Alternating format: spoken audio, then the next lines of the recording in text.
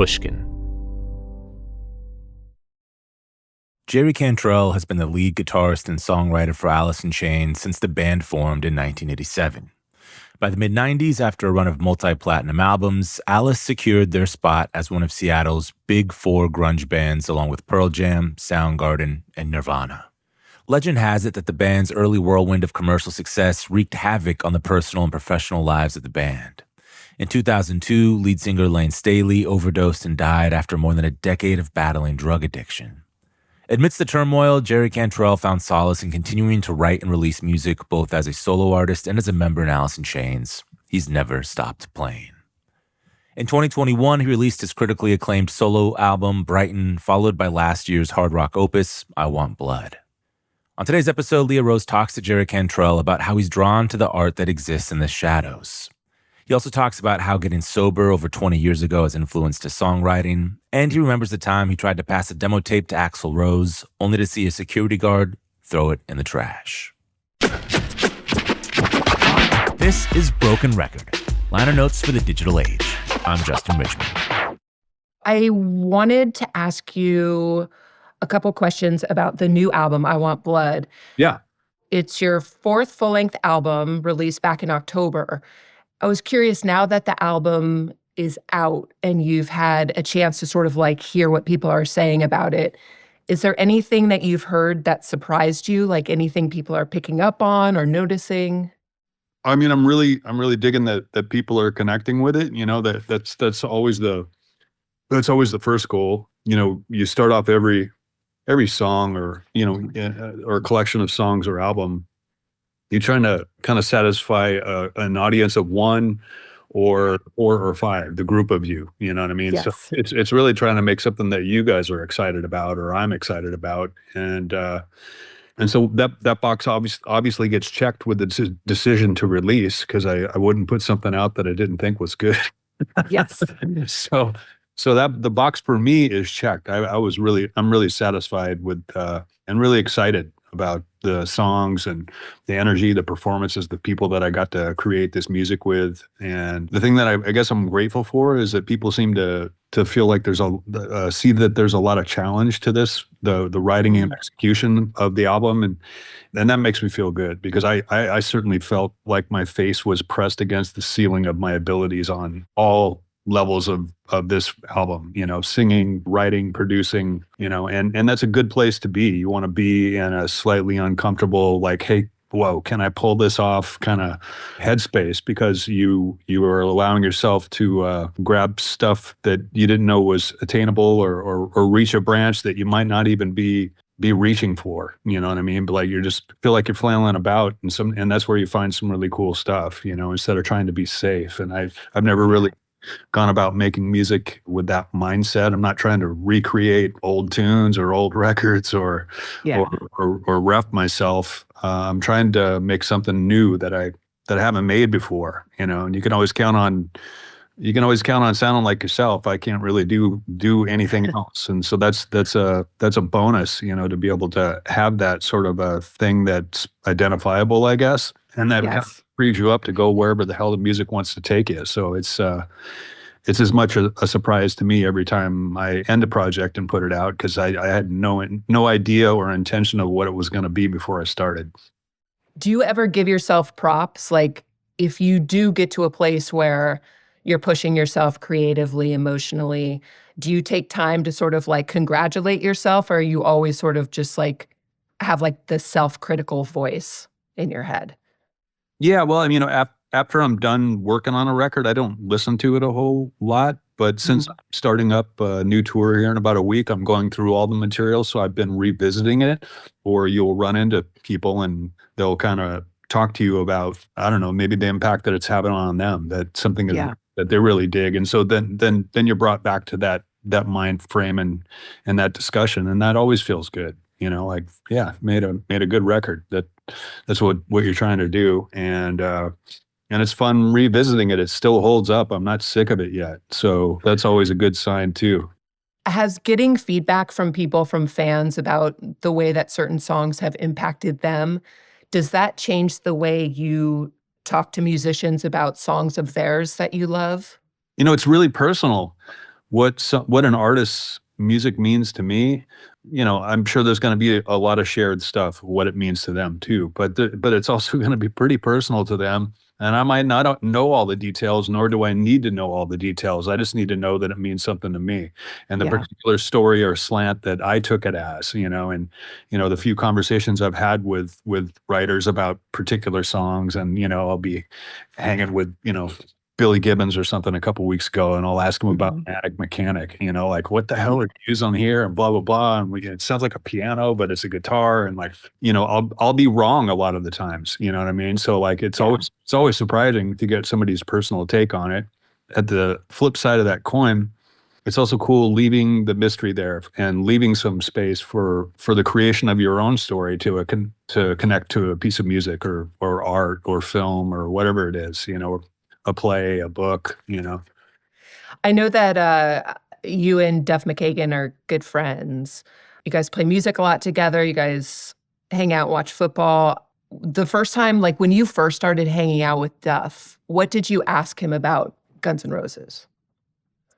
Boy, I think I probably told him, like, when I finally connected with this band. I mean, I was aware of the band, and a lot of my favorite bands I don't like instantly, Yeah. And so because they were so huge and blowing up, I mean, I like rock and roll, and they have roots of all the stuff I love, Aerosmith and, good funky R&B, fucking nasty rock and roll. And so, overtly I liked it and it was blowing up, but I didn't connect with the record. And I think I listened to it for about a week, and I don't know, I think I told him a story. I was living in an apartment downtown behind the Seattle Center, and I still hadn't connected to the record. So I decided to drop acid and listen to the whole thing one more time. And I decided on that trip, and I listened to the record, if I still didn't like it, I was going to throw it out the window. And by the time Rocket Queen came on, that bass, the drums and the bass got me. That's when it all came into focus, and I was just coming on to an acid trip, and I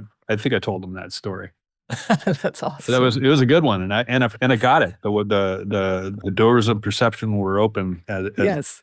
And I connected because the thing that got me was his bass riff and the Totally. Steven, Oh, that's super cool.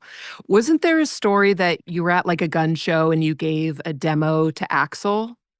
Oh yeah.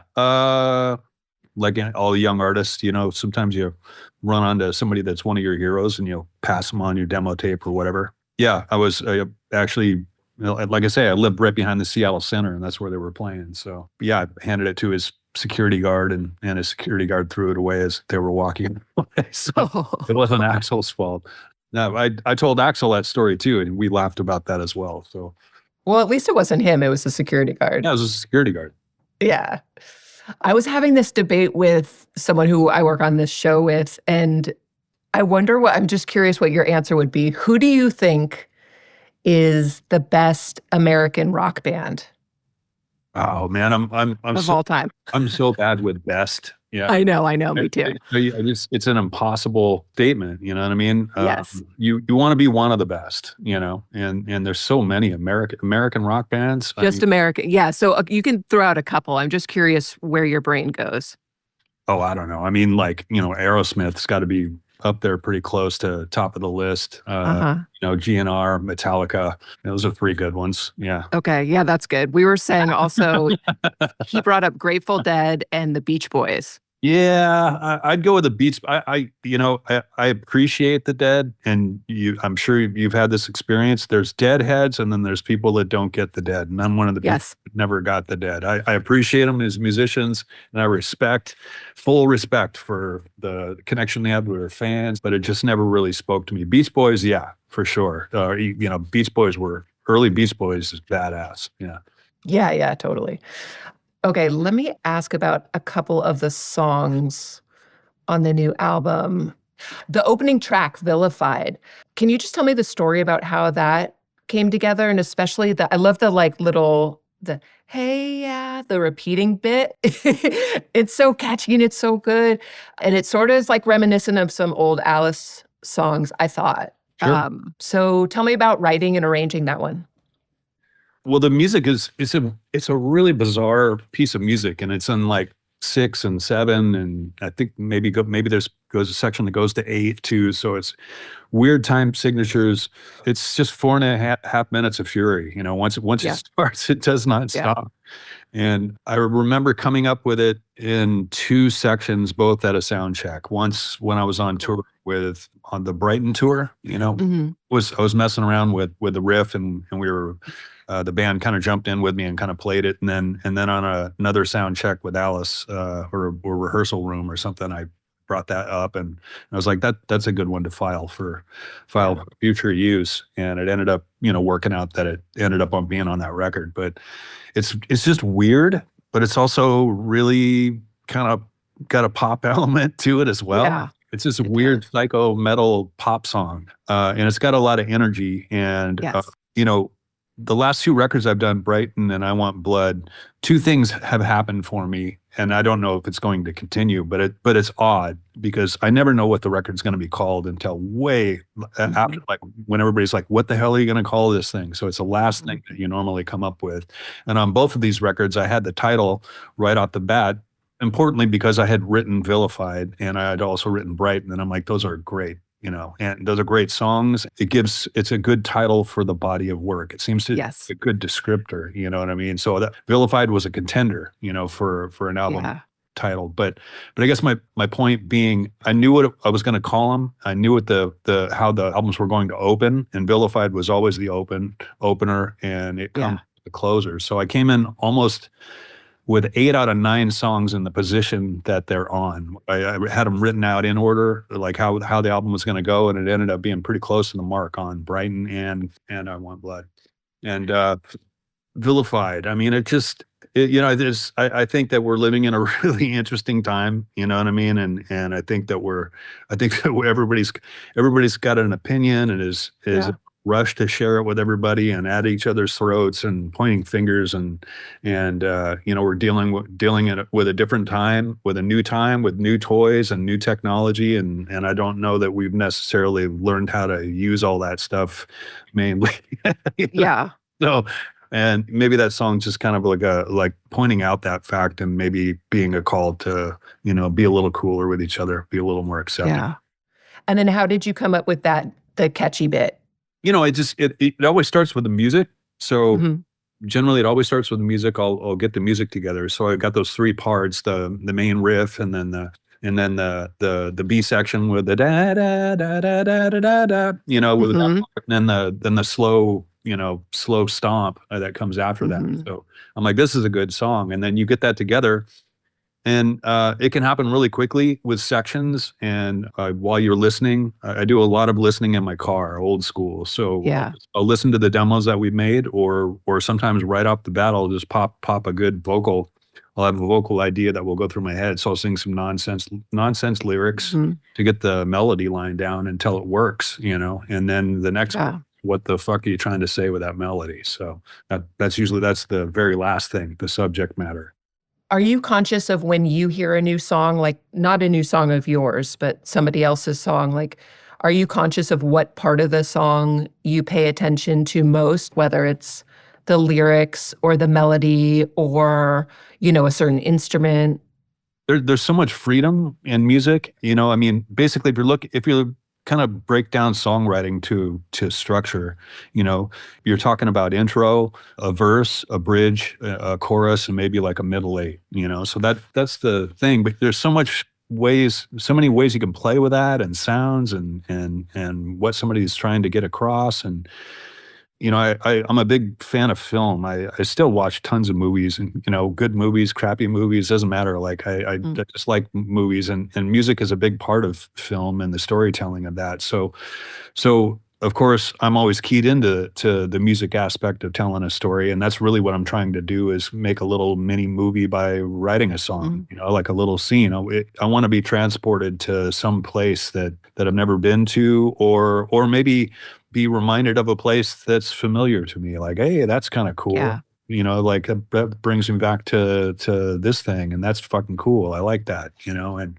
it's a shared experience. But there's only 12 notes, and there's, basically songs are 3 or 4 parts, and the math of it is pretty simple, but it's so intricate and unique, and the way that the lens of everybody, that all of that flows through, those basic elements flow through, and when somebody's able to put those into like a song that makes you feel and takes you on a ride or makes you want to play it again, like call somebody and go like, man, have you heard this, man? Check this.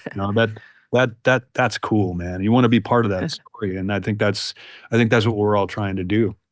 Can you remember the last song that you were super moved by, that maybe you shared with someone else or you couldn't stop listening to? I mean, I'm in me mode right now, so I haven't really, I haven't really listened to a whole lot of stuff, but I was watching The Accountant last night, and there's like a really cool, I forget it's with Ben Affleck. He's like a autistic hitman kind of dude. And, oh, wow. And but there's a song in that soundtrack, and I can't remember off the top of my head what it was. And also Up in the Air, it might be an Arbach tune. It's fucking cool as shit. I like the Black Keys a lot. They're really talented.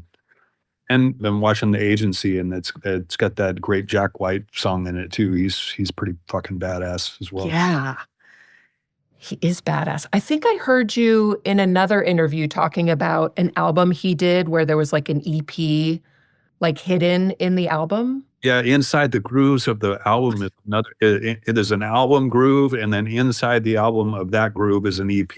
That's so cool. I've never heard of anything like that.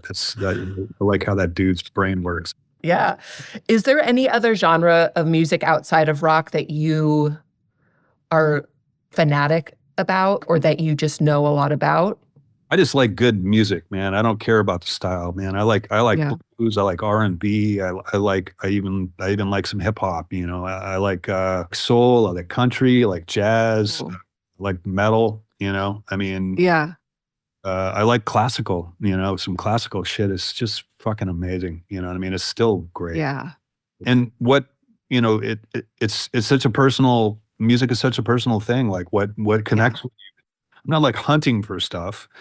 I'm only hunting when I'm trying to make something myself. It's just like the rest of life is just, lucky happenstance when you turn on the radio, or you see something in a movie, or you go to a show, or you're playing a bill at a festival, and a band comes on and kicks you off that you don't know about. Like, holy shit. I mean, that's the cool part. There's a lot of us out there still doing it, and that gives me hope. The reason why I do it in the first place, it's not supposed to speak to everybody, but it finds its people. I mean, each band, each song, each piece of music somewhere, it's kind of eternal in a respect, at least longer than a lifetime. I don't know if it's like all-time eternal, but once it's out there, it's there for people to find, throughout the generations. And I think that's a pretty magical thing. And that aspect has never been lost on me. And so like anytime I hear something that makes me feel or like, fuck, that's cool, man. That's a beautiful thing. We'll be right back with more from Jerry Cantrell after the break. We're back with more from Jerry Cantrell. Do you have any tricks that help you unlock, if you're having like writer's block, or you don't know where to go with a song, if a part is missing? Do you have any things that you can sort of like trick yourself into coming up with ideas? Well, there's a couple ways you can go about it. One is leave it alone, walk away from it, until if you just keep banging your head against it and it ain't happening, you can't fucking force it. You know what I mean? Yeah. But you still you can take attempts at it now and again when you like, fuck, that's cool, man. But if it ain't happening, leave it alone. Move on to something else. Two, go to somebody else. Go to Sean, go to Duff, go to Tyler, go to Fig or Max. What do you think about this, man? I don't have an idea here. Like and bounce that off of people that you trust.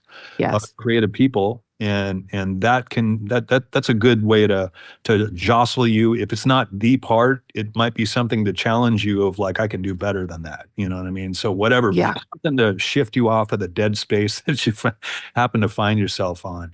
And then the third way is just to keep grinding at it. You know what I mean? Lyrics for me are that way. I always get blocked up on that stuff. The longest part of the process is the lyric writing a lot of the time. On this record, I was blocked on Throw Me a Line. I had a really great opening chapter for the story, and I had it set pretty good, and I had a good intro, had a good verse written down, and a B section, and then it came to the second verse, and I got completely blocked, and I was blocked for a bit, and I went and saw a film by Scorsese, Killers of the Flower Moon. Has nothing to do with the song, but a couple of scenes in that movie knocked me out of something visually, and I was able to kind of continue the thread with that kind of like the fire scene in the middle of that movie where they're kind of torching the fields and stuff like that. Oh, okay, I got it. So it's, go to another artist, go to another medium, that can knock you out of your staleness and give you a fresh perspective, Do you have to like take a voice note right as you're watching it? So I do. I talk it right into my phone. Or if I hear something, I sing it. Or if I play something, I record it immediately. That's one other thing I learned about the process. I've lost not a ton because I've learned this lesson early on of like, I'll remember that. And then, right, what the fuck was that? You know what I mean? So I've always been a big recorder and a big documenter. I call it riff mining. And so I make sure when I find a nugget to make sure to make a record of it. You know what I mean? So that you can always come back to it and refer to it, in a form that it actually exists, to be able to refer to. So. Yes. And then historically, how has it been for you? Have you had success writing lyrics or writing music or arranging anything with like drinking or like, some people can only write if they smoke some pot or whatever it is. Like, how has that been for you? Well, I've done it both ways, and I've written some really good songs both ways. So I think both ways work. I've lived through a period of my life where it worked and then it didn't work. Yeah. You know what I mean? Yeah. So try which relates exactly to what we were just talking about with the block. If something's not working for you, or you got to find a new way to do it. So, and that I went through that change personally about 21 years ago. And, I think I'm still writing as impactful, to me anyway, impactful, weird, fucked up music like I made when I was fucked up. So I don't really think that that's a requirement. It is part of the mythos of being a musician and an artist. Totally. I think everybody kind of has to go through that period. I knew that was attractive and appealing to me, even with all of the even with all of the signposts of early deaths and it not working out for people. Like, hey, that's not going to happen to me. And I'm sure they thought that too. So, right. You know what I mean? So I don't denigrate it. I don't put it down. I've been sober for 21 years and I still will be able to get fucked up. You know what I mean? Because it is fun. It's fun getting outside your head. It's cool, being trippy, hanging out with weird people, just different scenarios, different frames of mind that being high and getting fucked up can put you in. So I'm not going to put it down because I did it and I did a lot of good stuff. But, at some point it stopped working for me. Luckily, I knew a lot of people that did what I did, referring to some of the guys in that I started playing with right after I got sober: Billy Morrison, Navarro, Matt Sorum, Billy Duffy, the guys who'd been through partying and then gone through the other side of like, okay, this doesn't work anymore. I got to figure a new way to do this. Yeah. All those guys still rock as far as I've last checked. And I think I'm doing okay too, as far as the music element. So you can do it either way, Was there a time in your life where you thought drug use was glamorous? Oh, I don't know. I mean, it's just like I say, it's part of the mythos, and you're a young kid, so you're gonna do all the stuff that young kids do. I'm not a young kid anymore, so I can't do what young kids do. It would fucking kill me. So I got to do this version of me, which I like very much. I like life. I like the consistency of life now. I like the ceilings are not as high, okay, but the floors are not as low either. So you know what I mean? It's a little bit more even, and I like that consistency. So yeah. Have you always been drawn to dark things? Like you said, like you can write equally as fucked up things now as, back when, but have you always been drawn to sort of like the dark arts? Yeah. Like horror movies, books, like how far does it go? Yeah, I think it goes really deep. I mean, I was a huge horror fan. I mean, Stephen King is one of my all-time favorite authors. I like material that has weight, that's dark, that has impact, that shocks, you know. I love party music too, man. I just don't write it. You know what I mean? It doesn't connect to me as something I want to recreate. There's other artists and other bands that do it and do it well, and I enjoy it. I love that shit, man. But I agree with you that, you know, I'm kind of drawn to things a little bit more in the shadows, and also something that's going to give you a good left turn or a good shock or a good punch to the face, or maybe confronting some things and emotions and situations that aren't easy to talk about, you know, to come into music, you know. So I think that that's one of the aspects of music that is so appealing to us weird little monkeys. You know, it's a way for us to share things with each other without actually ever, you know, even if we have never met, or, you know what I mean, we can still understand each other and communicate with each other and share stuff. And it makes the tough stuff easier, you know, because it's shared. It also makes the good stuff even that much more fucking celebratory, because, you know, we're all feeling that way. So I think that that's a pretty apt descriptor. Do you remember as a kid when you started realizing that you were into dark stuff, or when that just started overall? I don't know when it started, you know, dark to me. I don't know. I don't know. There's like a lot of connotations of that I would take exception to, like, so like what dark? So it's just it's a bummer. It's evil. I think the word for me that better is weight. Something that's got substantial, you know, like a big, greasy, bleeding cheeseburger, you know. You know what I mean? So Gordon and I we always talk about making big, greasy, bloody cheeseburgers. We're fans of cheeseburgers, but what that really means is that's the type of work we want to make. You know, it's a sloppy fucking mess, and it should have some fucking stank on it. There's no reason. It may not be nutritionally fucking great for you, but it's just fucking primal, you know? So I've always been drawn to films, books, music like that, even classical type stuff when I was in school.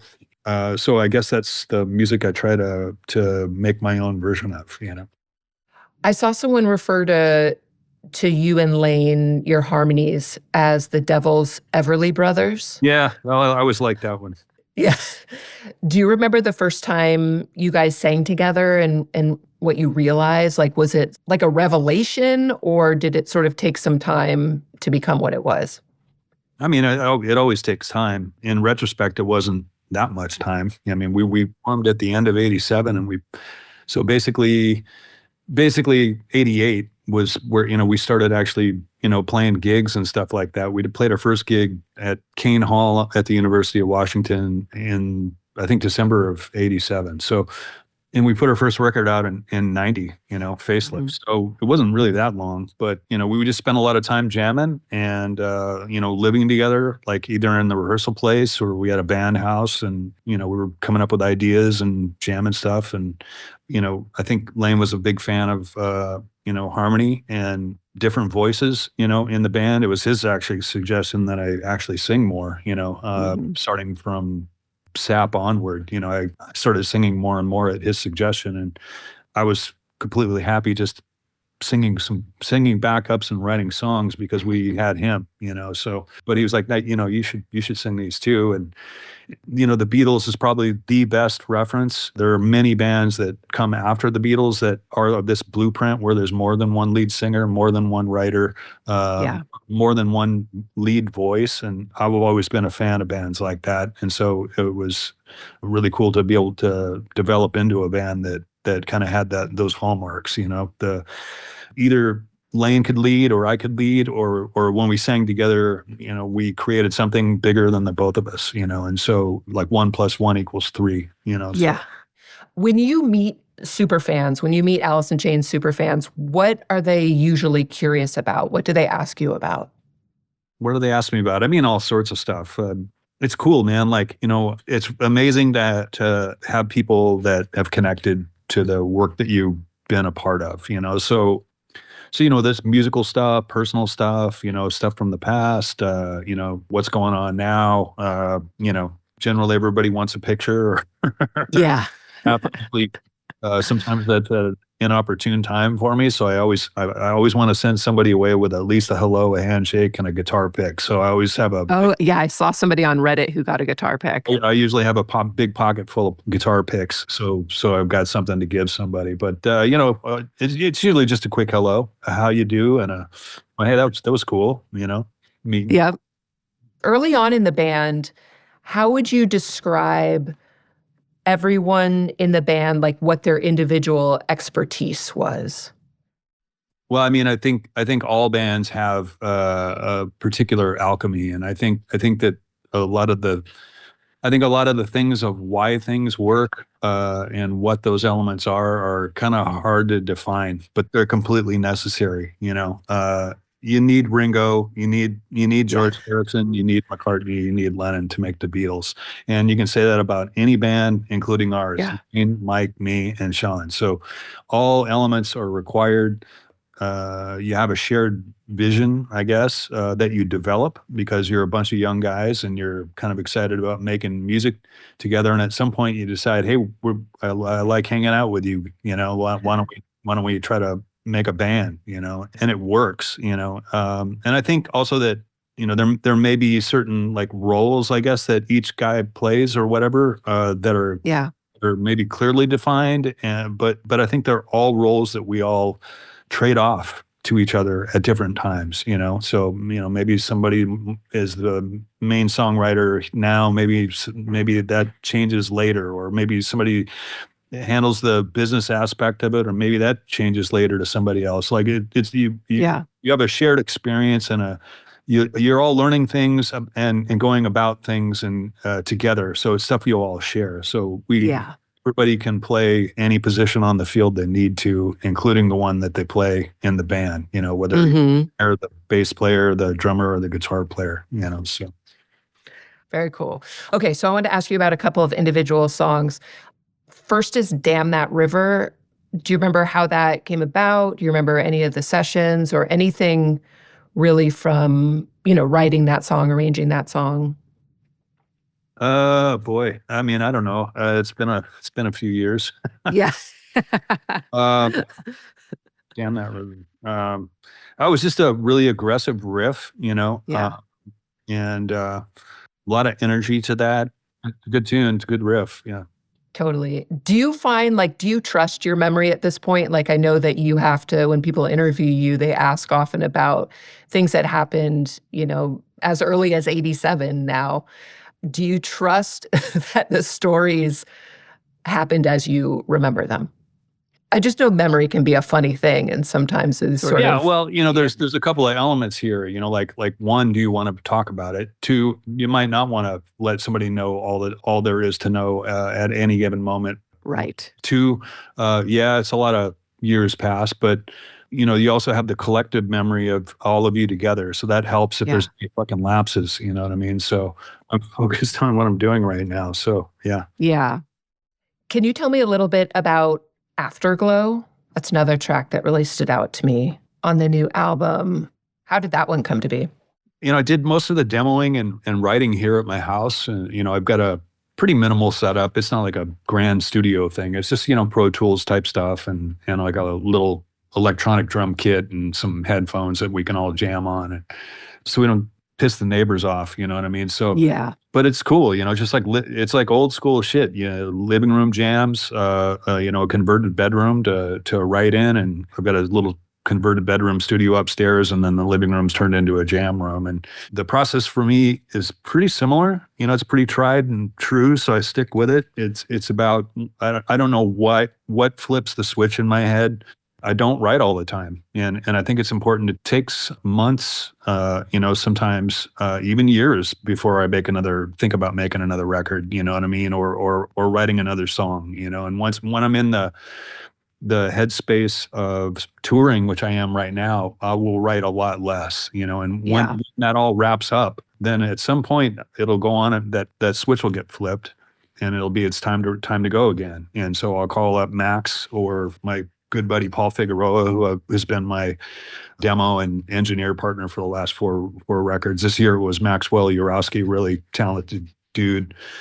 And it'll just be me and them in a room, just sketching shit out and messing around with stuff, and then calling a few friends to jam them out in the room to test the theory, see how it feels in a live context, and then also get some ideas and go back into the writing process. But it's usually, once it starts, it's about 3-4 months of demoing, and then it's a month or two of like pre-production with like who you're going to make the record with and who's going to record it for you. And then you go into the record, and that's another 3 to 6 months. And so it's about a year process of making a record from scratch to end, and then the touring cycle starts, and then that anywhere from a year to a year and a half. So you're looking at a 2.5 to 3 year cycle, and you gotta be willing to take that whole ride. You can't leave anything on the field, and you can't wuss out once it starts. It's like you got to commit to that. And so going back to the beginning of that's why I take time off. I think time off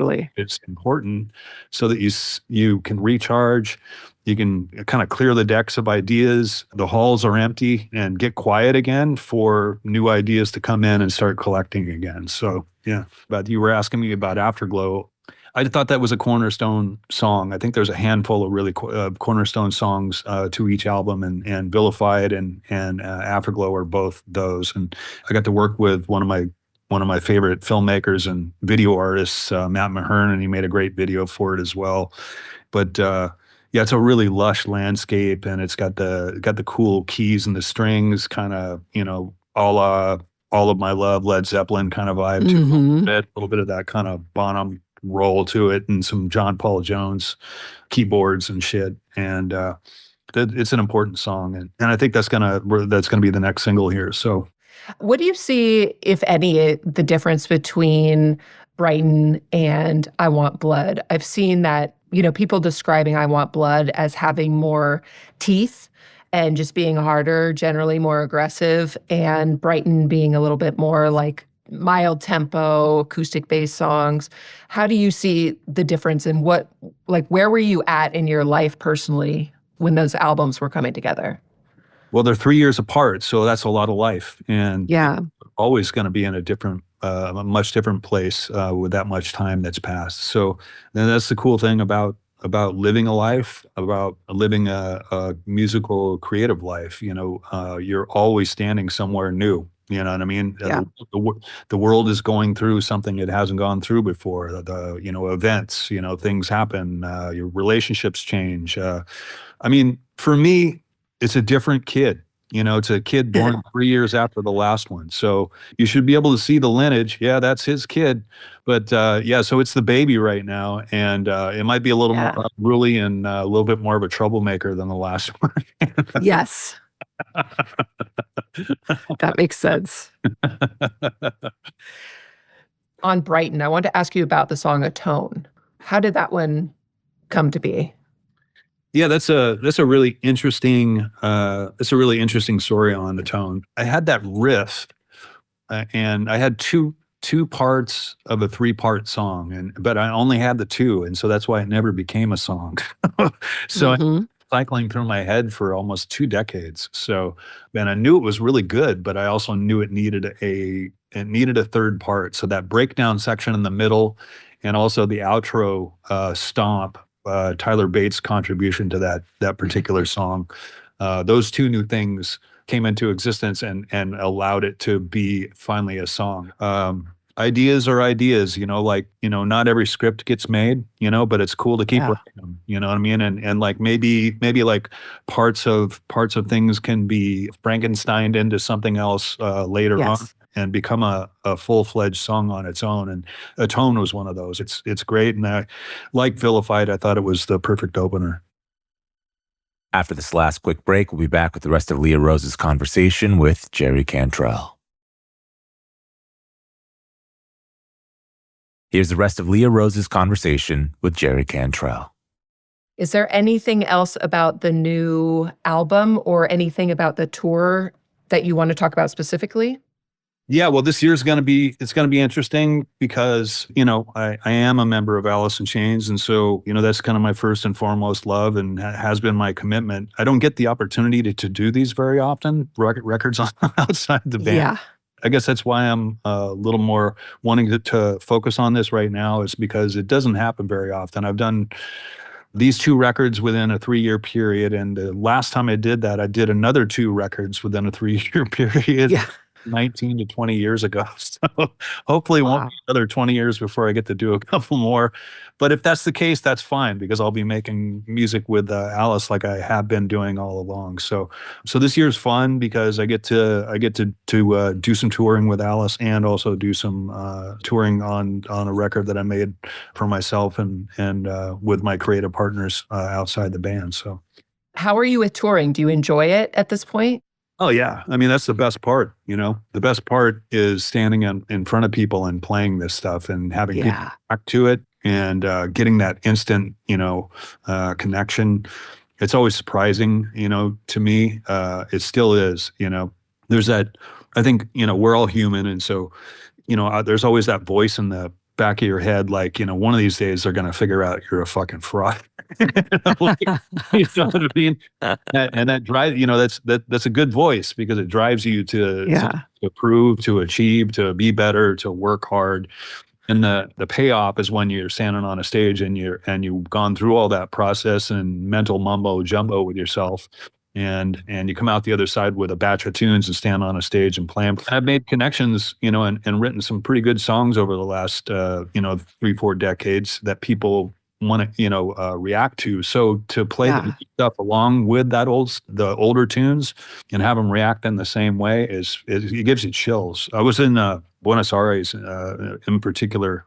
It's really trippy there. They like sing the guitarist solos as well as the whole thing. No way. Like, it's going to happen, but like even the little riffs like on Afterglow, da da da da da da. Uh-huh. They start singing that shit, and it That's like so cool. it takes you by surprise, and like I can kind of expect it because I know the audience is going to do that. But when it actually happens and it hits you, and this thing just came out like a week ago, it's a really powerful moment, So When is the ideal time, would you say, to see a band? Like at what point during the tour, in the beginning, middle, or end? I think any time's really good. I mean, if there's a band that you want to see and you happen to be at the first date on the tour, you can't really do anything about Yeah, exactly. unless you want to travel. Sometimes it's cool, man, when it's raw and loose, Yeah. and that really is rock and roll. Rock and roll is the threat that the train could come off the rails at any moment. Yes. Yeah. And I think I even referenced that in a song, and Off the Rails. So like, there's always 2 wheels off the rails, man. It's always threatening, to come off, and it doesn't somehow. And it's always fun live when shit gets a little squirrely. Like, can they bring it back? Can you save it? Yeah. Because it's live performance, and that's kind of the beauty of it. Some of the early gigs can be fun because they're kind of a little looser and rawer. Yeah. And then, but it's also kind of cool seeing middle tour gigs where you're kind of greasy and in the groove. And, toward the end of the tour, sometimes, you could be dealing with elements like wear, or somebody could be, you could be sick. That always sucks. The worst thing, you can be sick and feel like shit and play a gig doing any other position in the band, but trying to sing when you have no voice is fucking, that sucks. And I've done it many times, and I will do it unless I absolutely can't utter a word, or I've got a fucking IV in my arm and I'm in a bed, which has only happened once or twice in my career. I'm going to be up there till I fall over. Wow. Because they paid money and bought tickets, and they made plans, and they got hotel rooms. And if I can make it happen, I'm going to try to do it. And so that all goes in with what we were talking about with the live element. Once it starts, you can't stop it. You know what I mean? Unless it's catastrophic, and those happen very rarely, thankfully. So Have you ever had any like major malfunctions happen during a show where like sound goes out or? all the time. Yeah. All the time. I think one of the most epic ones was, I think it was the show we got signed on. We were playing at some, I think it was a drag strip, some sort of raceway in Spokane or something. And we were opening for Tesla, Great White, and somebody else. And we had like we had like 20 minutes to open. we were the first band. We had 20 minutes and the PA wasn't on so we basically played like 4 or 5 songs, and the PA wasn't even on for about half of them. Oh. And everybody in the audience is like, we can't hear you. We can't hear you. Oh, God. And we got off and we were so pissed off and we thought we blew our big break, but the guys, Nick Terzo and Ron, I think his name was, but they're like, no, you guys dealt with it fine. And the 2 songs that were through the PA were killed. So we're going to sign you anyway. So another gig, and I want to say it was maybe Finland or something. And the PA went out for about 45 minutes. And oh my God. So basically we just stopped the show. We went down to the barricade and kind of let everybody know because they couldn't hear us through the mic. So we went down and said, hey, the power's off. We're going to stay here till the power comes back on, if that's okay with you. And we just kind of hung out, talked with the crowd till the power came back on, and then we finished our set. Yeah. Yeah, I heard you had food poisoning during the Alice in Chains Unplugged show. Oh, yeah. I was not feeling well. Yeah. And if you look very closely, there's a trash can at my feet for me to vomit in. But luckily, when the light went green and the cameras went on, and we started playing, I got a little adrenaline rush and I started feeling better. So and that turned out to be one of the greatest shows we've ever played, So yeah. But I was feeling like fucking shit until it started, and then as soon as the show was over, I went back to feeling like shit and back on the IV. So I was sick as a dog. Yeah. Yeah, I was watching it last night and I think it was during Rooster, you were kind of like laughing, doing something. And I was like, oh, he looks happy actually. Yeah. It's just part of the deal, man. Cool. Is there anything else you want to talk about with the new album? Any other new projects, any movie projects coming up? I'm always open to that. I would love to do a song with Tyler for a movie. We wrote a song called A Job to Do for the second John Wick installment, and that was really fun. I Want Blood, the people that I made the record with, Gil Sharon and Mike Borden on drums, it's my second record with both of those guys. Robert Trujillo is my second record with Degradation Trip, and this one, Duff and I think have done 3 or 4 records together, a couple of his, couple of mine. Yep. Greg Pachado, it's our second record together. Being in a band is hanging out with your friends just like it always was. Like you get together in a basement, in a garage, in a living room, and you rock out and try to figure out this thing called rock and roll, share it, and try to create your own version of it. And so in Alice, we're a family, and first and foremost, we're friends. And so if I'm making music outside the band, I still go by that template. I call it my friend. Yeah. So that's why all these fine folks are on the record. Also, it's not lost on me that I'm pretty lucky to be able to call these guys up who all have pretty amazing bands and pretty full-time jobs with their bands and catch them in windows when we're able to make some music together. It's just lined up that way. And we make some pretty good noise together. So I'm glad everybody said yes when I called. Yeah, it sounds like so much fun. It is. It should be. Thank you so much, Jerry. I appreciate you. I appreciate your time, and have fun on tour. Okay, thanks, Leah. Thanks so much to Jerry Cantrell for coming on to talk about his new project, I Want Blood, and his days in Alice in Chains. To hear some of our favorite Jerry Cantrell and Alice in Chains songs, check out the playlist in the episode notes or on our website at brokenrecordpodcast.com. And be sure to follow us on Instagram at The Broken Record Pod. You can follow us on Twitter at Broken Record. Broken Record is produced and edited by Leah Rose with marketing help from Eric Sandler and Jordan McMillan. Our engineer is Ben Tolliday. Broken Record is a production of Pushkin Industries. And if you like this show, please remember to share, rate, and review us on your podcast app. Our theme music's by Kenny Beats. I'm Justin Richmond.